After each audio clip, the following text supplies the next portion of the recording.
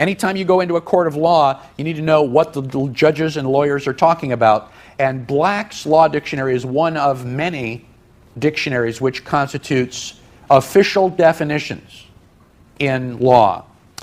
And the definition of a right is defined as a power, privilege, faculty, or demand inherent in one person and incident upon another. The powers of free action. Let me ask you, what does inherent mean? Anybody have a definition for inherent? Part of you?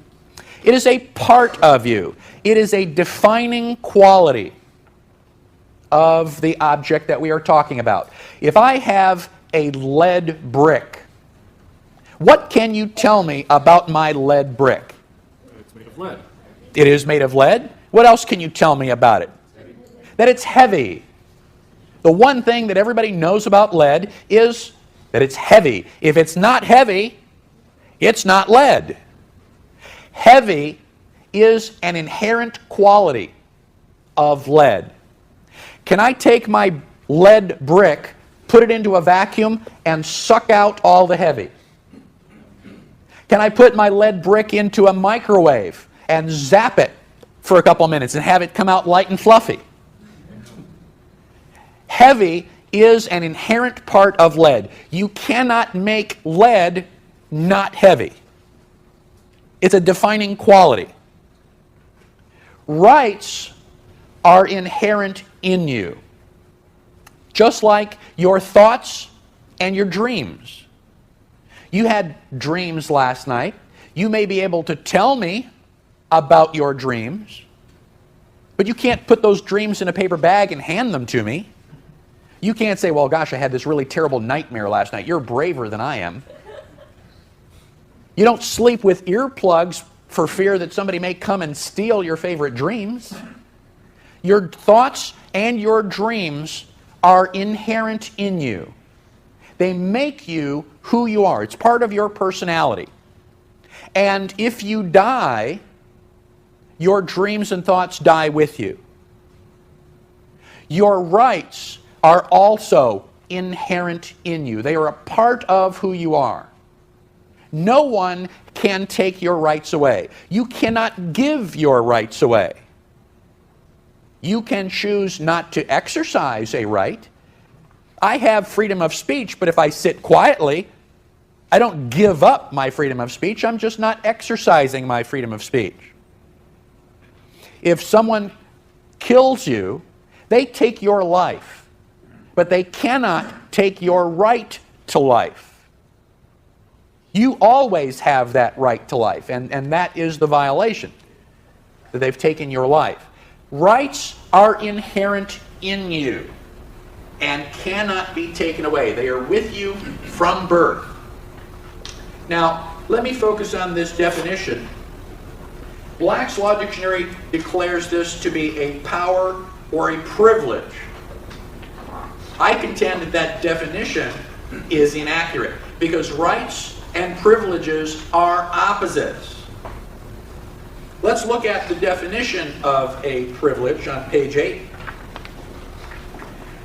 A privilege is defined by Black's Law as a particular and peculiar benefit or advantage enjoyed by a person, company, or class beyond the common advantages of other citizens, an exceptional or extraordinary power or exemption. A privilege is something that someone gives you, and they can take that privilege away at any time. Let me demonstrate by example. If I walk out of the back door of my home onto my land, can I walk back and forth on my land anytime I want to? Yes. Do I have to ask anybody's permission to walk on my land? No. Therefore, walking on my land is a right. I own the land. I have a right to walk back and forth across my land. Now, let's assume that I want to walk to the store, and the store happens to be on the opposite side of Jeff's property. Can I walk back and forth across Jeff's property anytime I want to? No. No. Walking across Jeff's property is a privilege.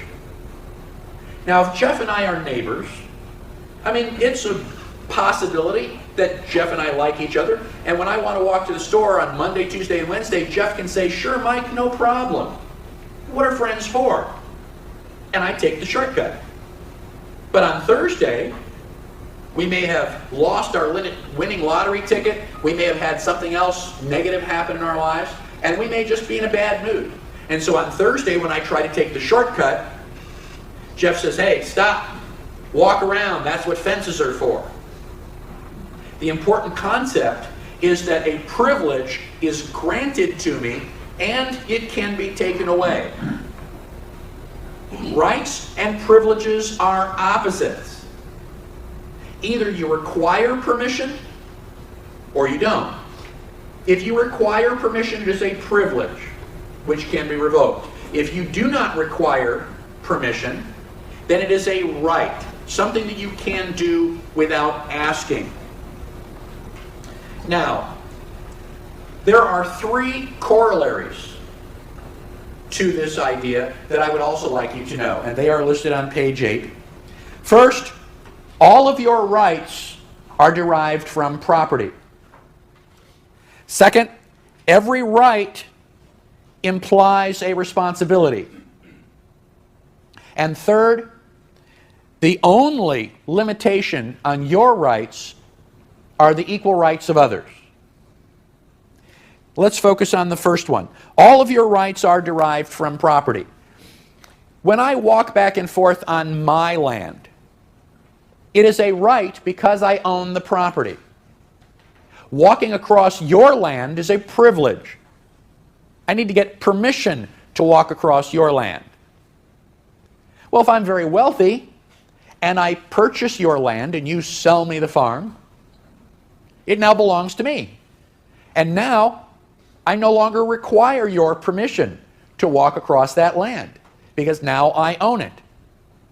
So walking across a certain area of land is dependent upon whether or not I own that land. Now, many people will argue that's all well and good for houses and cars.